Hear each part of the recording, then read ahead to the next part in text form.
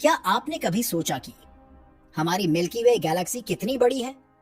सबसे पहले इसके एक्चुअल साइज को इमेजिन करने के लिए हमें अपने सोलर सिस्टम के प्लैनेट्स के बीच के डिस्टेंस को समझना होगा। और ये तो बस शुरुआत है, क्योंकि इसके आगे ये स्केल इतना वास्ट है कि उसके सामने हमारे सोलर सिस्टम की सभी चीजें बौनी हैं।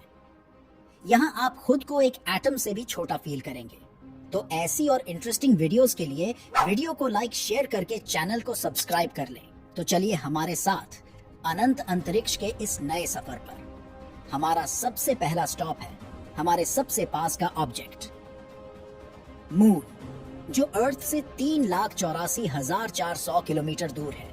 ये डिस्टेंस हम इंसानों के लिए तो बहुत दूर लगता है, क्योंकि अगर आप एक प्लेन जिसकी स्पीड 1000 किलोमीटर पर आवर है की स्पीड से अर्थ से मून तक ट्रैवल करें तो इसमें आपको 16 दिन का समय लगेगा।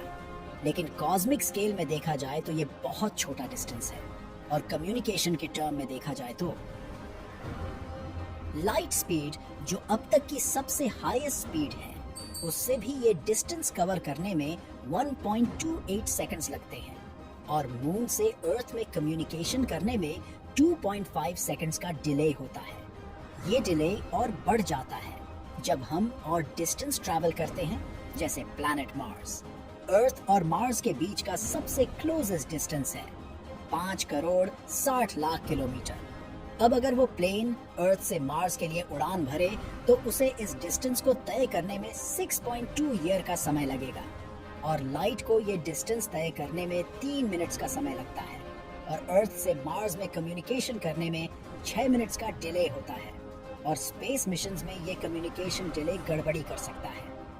और अर्थ और सन के बीच का डिस्टेंस है 14,95,97,871 किलोमीटर। इसी डिस्टेंस को कहा जाता है 1 एस्ट्रोनॉमिकल यूनिट, जो अर्थ और सन के बीच का एवरेज डिस्टेंस है। बट ये एक फिक्स्ड नंबर नहीं है, क्योंकि सन के अराउंड अर्थ का ऑर्बिट परफेक्टली सर्कुलर नहीं है, बल्कि एलिप्टिकल है। इसका मतलब ये है कि अर्थ और सन के बीच का डिस्टेंस बदलता रहता है, और अपने क्लोजेस्ट अप्रोच में अर्थ और सन के बीच का डिस्टेंस 14.7 करोड़ किलोमीटर होता है, और लाइट को सन और अर्थ के बीच की दूरी तय करने में 8 मिनट 20 सेकंड्स का समय लगता है। अब सोलर सिस्टम में और आगे बढ़ते हुए चलते हैं नेपच्यून पर, सन से सबसे दूर का प्लैनेट, जिसकी सन से दूरी 4.5 बिलियन किलोमीटर या 30 एस्ट्रोनॉमिकल यूनिट है। और ये दूरी तय करने में 3 लाख किलोमीटर पर सेकंड की स्पीड से चलने वाली लाइट को भी 4 घंटे का समय लगता है। जब अर्थ और नेपच्यून एक लाइन में होते हैं तब इनके बीच का डिस्टेंस 4.3 बिलियन किलोमीटर होता है।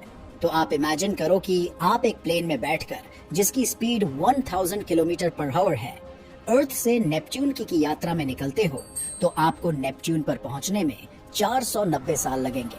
अब नेपच्यून के ऑर्बिट के आगे है प्लूटो, जिसकी सन से दूरी है 39 एस्ट्रोनॉमिकल यूनिट या 5.9 बिलियन किलोमीटर। लेकिन ये हमारे सोलर सिस्टम की बाउंड्री नहीं है। सोलर सिस्टम की बाउंड्री है हेलियोपॉज, और ये ही हेलियोस्फीयर और इंटरस्टेलर स्पेस के बीच की फाइनल बाउंड्री है। इंटरस्टेलर स्पेस, जो कि प्लाज्मा से भरा है, हेलियोपॉज के बाहर हम अपने सोलर सिस्टम की फैमिलियरिटी से बाहर निकलकर अनंत में फैले इंटरस्टेलर स्पेस में कदम रखते हैं। यहाँ ऑब्जेक्ट्स के बीच का डिस्टेंस बहुत ही ज्यादा बढ़ जाता है। तो चलते हैं सन के सबसे पास के स्टार प्रोक्सिमा सेंटोरी में, जो सन से लगभग 40 ट्रिलियन किलोमीटर या 2.7 लाख एस्ट्रोनॉमिकल यूनिट दूर है। और इस डिस्टेंसेस के सामने हमारे सोलर सिस्टम के प्लैनेट्स के बीच के डिस्टेंस बौने लगने लगते हैं। ये वास्ट डिस्टेंसेस हमारे अंडरस्टैंडिंग और इमेजिनेशन को भी चैलेंज करते हैं। मिल्की वे में स्टार्स के बीच का एवरेज डिस्टेंस लगभग 3,16,205 एस्ट्रोनॉमिकल यूनिट है। इस डिस्टेंस को समझने के लिए चलते हैं मिल्की वे गैलेक्सी के एक स्टार बीटलजूस में। ये सबसे बड़े स्टार्स में से एक है। इसका डायमीटर मार्स और जुपिटर के ऑर्बिट से भी ज्यादा है, और हमारे सन से 700 गुना बड़ा है, और इसका डायमीटर लगभग 1 बिलियन किलोमीटर का है। और बीटलजूस इतना ब्राइट है कि अर्थ से 650 लाइट ईयर दूर होने के बाद भी आप रात के आसमान में इसे ओरियन कॉन्स्टलेशन में देख भी सकते हैं। अर्थ और बीटलजूस के बीच का डिस्टेंस कितना ज्यादा है, इसे समझने के लिए इमेजिन करिए कि आप फिर उस प्लेन पर बैठकर बीटलजूस की जर्नी पर निकलते हैं। तो आपको वहां पहुंचने में कितने साल लगेंगे? एक लाइट ईयर डिस्टेंस का मतलब होता है लगभग 10 ट्रिलियन किलोमीटर, और बीटलजूस की हमसे दूरी है 650 लाइट ईयर, मतलब 650 इंटू 10 ट्रिलियन किलोमीटर। तो अगर आप इस डिस्टेंस को 1000 से डिवाइड करें, जो आपके प्लेन की स्पीड है, तो जो रिजल्ट आएगा वो है 74 करोड़ 20 लाख साल से भी ज्यादा। और अगर आप लाइट की स्पीड से भी चले, तब भी आपको बीटलजूस तक पहुंचने में 650 साल लग जाएंगे। और ये डिस्टेंस तो हमारी गैलेक्सी का सिर्फ 1% ही है। तो इस थॉट एक्सपेरिमेंट से ये पता चलता है कि बीटलजूस की यात्रा में हमें 74 करोड़ साल लग जाएंगे। ये उस नंबर से बहुत ज्यादा है जो हम डेली लाइफ में यूज करते हैं, और दूसरी गैलेक्सी और इंटरस्टेलर स्पेस के हमारे एक्सप्लोरेशन को इम्पॉसिबल बनाता है। एग्जाम्पल के लिए मिल्की वे, जो हमारा गैलेक्टिक होम है, वो 1 लाख लाइट ईयर में फैला हुआ है। और अगर हम इस नंबर का मैथमेटिकल कैलकुलेशन करें, तो गैलेक्सी की विशालता को समझने में हमें मुश्किल आएगी। एग्जाम्पल के लिए, अगर आप प्लेन में बैठकर मिल्की वे गैलेक्सी के एक छोर से दूसरे छोर पर जाना चाहें, तो आपको इतने साल लगेंगे। तो ऐसे में इसे अच्छे से समझने के लिए हमें स्केल को इतना कंप्रेस करना होगा जिसके साथ हम इसे इजीली रिलेट कर सके, जैसे कि अर्थ।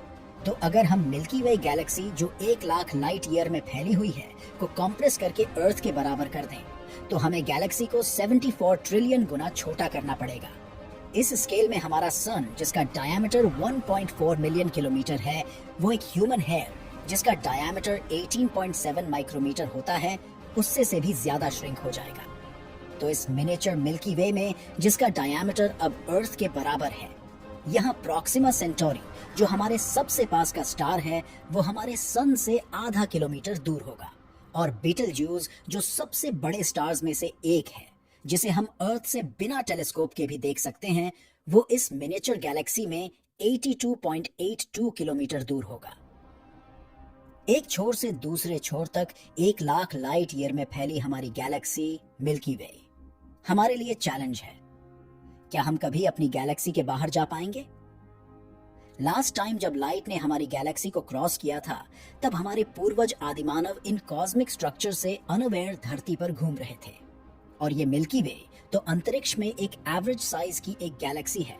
इससे भी बड़ी बड़ी गैलेक्सीज अंतरिक्ष में हैं, जैसे कि एल्साइनियस गैलेक्सी।